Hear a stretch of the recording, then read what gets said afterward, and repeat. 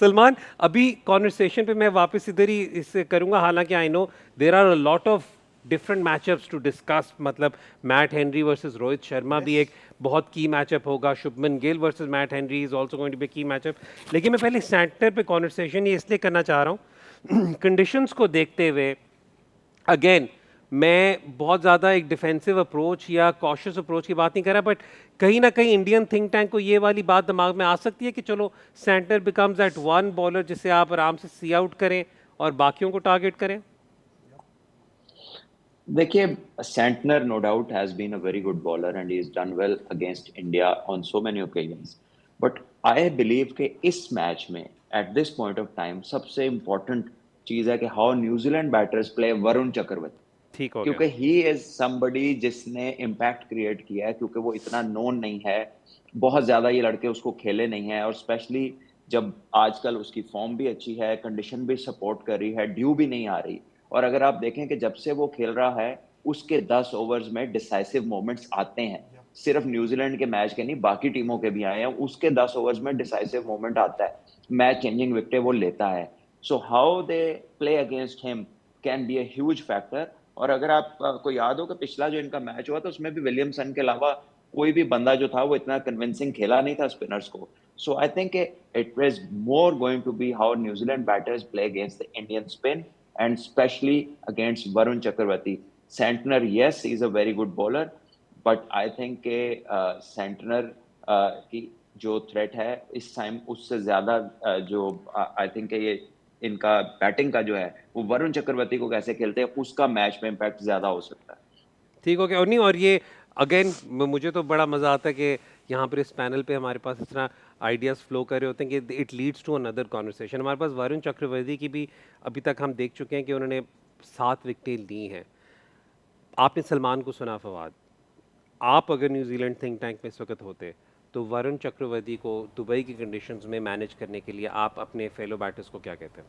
देखिए, डिपेंड्स, क्योंकि अब अगर आपने लास्ट मैच भी देखा है, अगर पहले बैटिंग आई है जो अगर ऑस्ट्रेलिया ने जो की है तो वो इतना इम्पैक्ट क्रिएट नहीं किया उसने शुरू में। वो तो आते के साथ पहली बॉल पे या दूसरी बॉल पे आई थिंक वो ट्रेविस हार्ट आउट हो गया था, लेकिन उसके बाद देखें स्मिथ ने और लबूशेंग ने बड़े इजीली उसको मैनेज किया है, तो वो अच्छा खेले हैं अगेंस्ट न्यूजीलैंड। उन्होंने सेकंड जो है बॉलिंग की है। आज टॉस भी मैटर करता है, इसलिए मैटर करता है कि एक दफ़ा जो है सिर्फ डिफेंड हुआ है टोटल, वो भी इंडिया ने की है, ठीक है, बाकी चेस भी इंडिया ने ही की है। तो दोनों चीज़ें की इंडिया ने ही है, क्योंकि मेरे ख्याल से सेकंड टाइम स्पिनर को ज़्यादा हेल्प मिल रही है, पहले टाइम इतनी हेल्प नहीं मिल रही। अगर आप देखें सेमीफाइनल में भी अगर कोहली का टाइम पे कैच हो जाता और एक दो चांसेस जो और क्रिएट अगर वो हो जाते थे तो ऑस्ट्रेलिया आराम से मैच जीता। अब वो कॉनवल था, कौन था वो खब्बा स्पिनर उनका, हाँ कॉनली जो वो बॉलर ऊपर था, कॉर्नली। तो वो भी उसने भी इतना इजीली खेलने नहीं दे रहे थे। अगर विकेट्स आपको मिलती है ना उस टाइम तो आपका अपर हैंड हो जाता है। यही अगर आप देखें जिस तरह न्यूजीलैंड खेल लेता है अगेंस्ट इंडियन बॉलिंग, जो राउंड का मैच था तो वो ऐसा लग रहा था कि वन साइड न्यूजीलैंड जीत जाएगा, लेकिन एकदम से चक्रवर्ती ने आके जो है इम्पैक्ट डाला और उन्होंने जैसे 5 विकेटें ली तो हम 50 रन से वो लोग मैच हार गए। और तो ये बड़ा मैटर करता है कि पहली बैटिंग आती है दूसरी बैटिंग आती है। और दूसरा बिल्कुल सही बात है सलमान भाई की कि क्योंकि किसी ने खेला हुआ नहीं है, जडेजा को खेला हुआ है, अक्षर पटेल को भी खेला हुआ है, कुलदीप को भी खेला हुआ है, लेकिन उसको किसी ने नहीं खेला हुआ अभी तक, और इतना नहीं खेला। और अभी उनका जो है मेंटली वो उसमें होंगे कि यार वो उसको टारगेट कर रहे होंगे कि इसको कैसे खेलना है। ठीक तो है। आई थिंक एक चीज़ होती है, जैसे मेंडस भी आया था जो श्रीलंकन बॉलर थे, जब हम टेस्ट मैच खेल लेते हैं जो भी था, मैं अपना बताता हूँ, मेरा सलमान भाई भी थे, तो मेरा यही था कि उसका जो है उसका जो विकेट टेकिंग ऑप्शन था वो पड़ के अंदर वाला था, बाहर वाला कभी नहीं होता बॉलर का। तो आई थिंक जितना हम उसको जो अंदर वाला बॉल होता है जो तो वो जिस उसके लिए तैयार हैं तो बाहर वाला बॉल ठीक हो तो गया। इतना ब्रेक नहीं होता, तो सही हो गया। डिपेंड्स करता है। चलें ठीक है, that is how you handle him. लेकिन अगेन न्यूजीलैंड के भी बैटिंग के अंदर हमने स्टार्स देखे हैं थ्रू आउट। सलमान ने पहले दिन से आइडेंटिफाई किया, आपने 50 ओवर्स में अगर अच्छा परफॉर्म एक कर रहे चीज हैं। ऐड कर सकता हूँ मैं? जी जी प्लीज सलमान। सॉरी हैदर भाई, मेरे जहन में आई कि I think New Zealand can or maybe they can make a change which is to play Devon Conway in place of Will Young. ताकि वो left hand left spinners hand को का। निगेट कर लें। लेफ्ट हैंडर्स भी है और वो स्पिनर को अच्छा खेलता है, ही प्ले स्पिन बेटर, और उसे इंडिया में आईपीएल भी खेली है और इंडियन स्पिनर्स को काफी खेला हुआ है।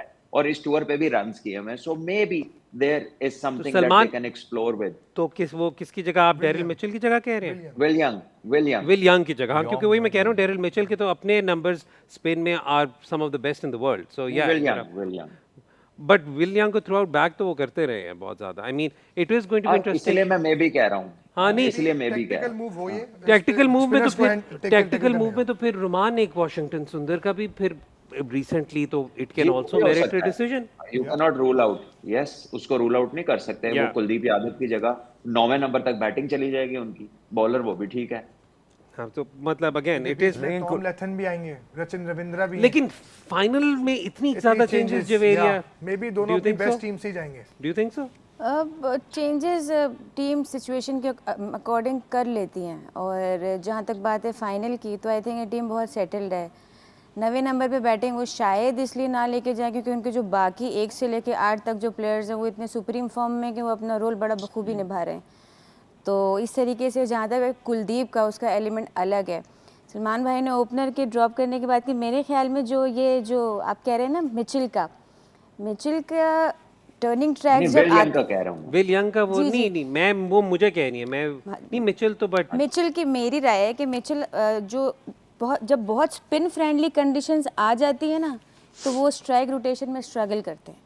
वो सिर्फ एक सामने डाउन द ग्राउंड मारते हैं। जब नॉर्मल स्पिन आता है तो डिपेंड करता है विकेट कैसा होता है उस हिसाब से। तो मिचेल वाला ऑप्शन मे बी बहुत आउट ऑफ द स्क्वायर हो सकता है, लेकिन ये ओपनर वाला जो ऑप्शन है ये आई थिंक बड़ा बेहतर है। लेकिन आपकी वाली बात है, वो लोग जब बैक करते हैं तो पूरा बैक करते हैं, और उनके जहन में प्लेयर्स इसलिए फिर परफॉर्म कर जाते हैं क्योंकि उनको पता है कि उनको एक रन मिलेगा लंबा।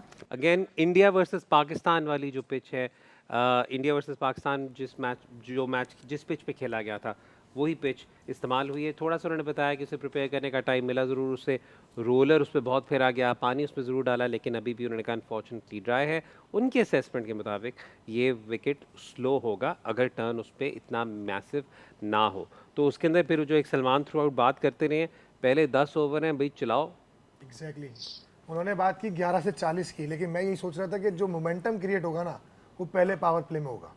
जिस टीम ने अच्छा पावर प्ले खेला तो उसको जब मोमेंटम मिल जाएगा, तो अगर वो 4.5-5 रन की एवरेज से भी लेके जाने की कोशिश करता है तो देन वो इजीली अचीव कर सकता है वो टारगेट जो इन्होंने पार स्कोर बताया कि 270 और 270 प्लस।